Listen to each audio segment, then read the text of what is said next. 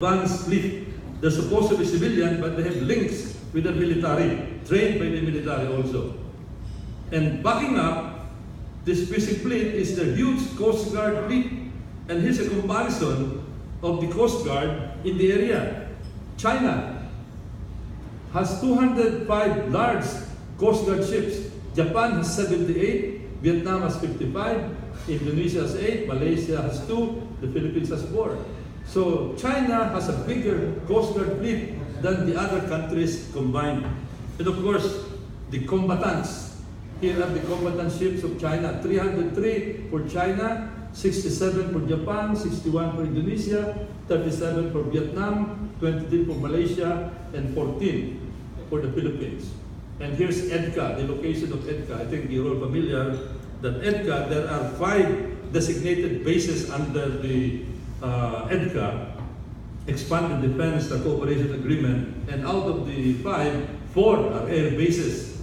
The air bases in Basa, the one in Palawan, in Mactan, and the old airport in Cagayan de Oro, Lungi Airport, and the one in Mactan, and an army base in the Fort Magsaysay. You can see that the thrust of EDCA is air defense or air attack, looking at it that way. Now, former President FDR said that he is accepting to become the special envoy to China, the position of China. However, he said that he is willing to set aside the Hague ruling in the China talks. And you know, in my opinion, in my humble opinion, the Philippines should hold talks with China based on the ruling of the Arbitral Tribunal and not take it out. Unlike what the former president said, he said that if it's all right, if we take out the other judgment from the talks, I think it's not all right because we worked hard for that. It is an asset for the Philippines. It's an ace that we should maximize instead of setting it aside. Japan, US, Australia urged China to accept the South China Sea ruling. And I have a quick comment here. Does negotiation with China make sense for the Philippines? In my opinion, it's going to be very difficult because the first condition, I doubt very much whether they will change. The first condition of China is for the Philippines to accept that they have sovereignty over the South China Sea, including about 80% of the West Philippine Sea. And to me, that is unacceptable.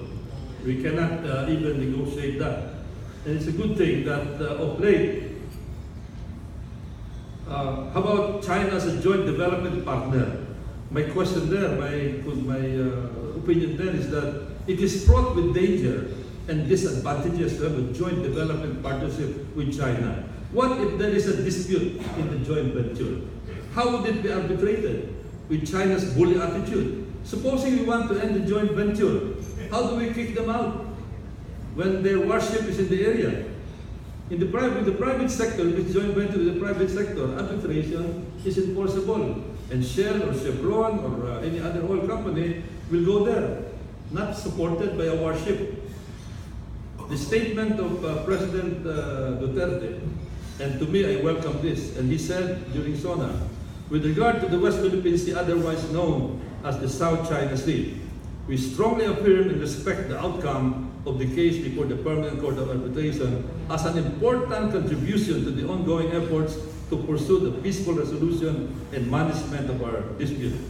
Secretary Kerry arrived yesterday and met with our Secretary of Foreign Affairs and with the President, and he wants to turn the page. In other words, he is in favor that diplomatic channels should be open, that there should be some kind of a dialogue. And I fully agree. Because in this particular case, we should not close the diplomatic channels. We should follow the example of Vietnam. Vietnam has centuries of conflict with China. But in spite of that, they kept the diplomatic channels open. They continued talking, unlike what happened in the past 2 years where we closed the door.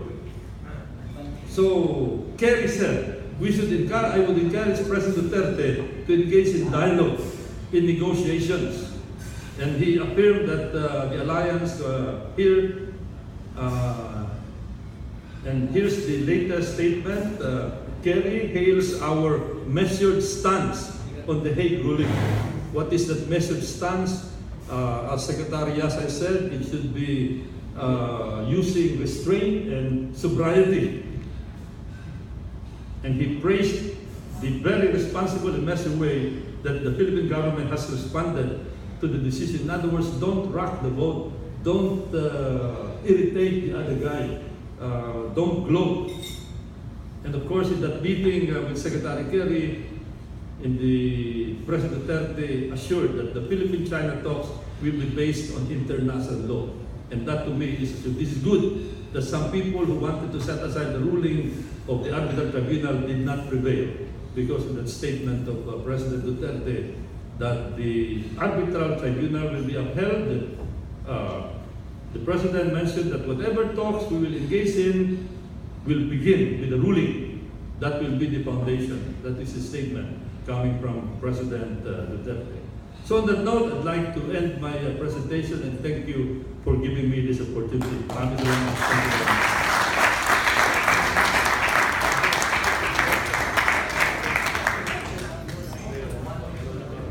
The President, our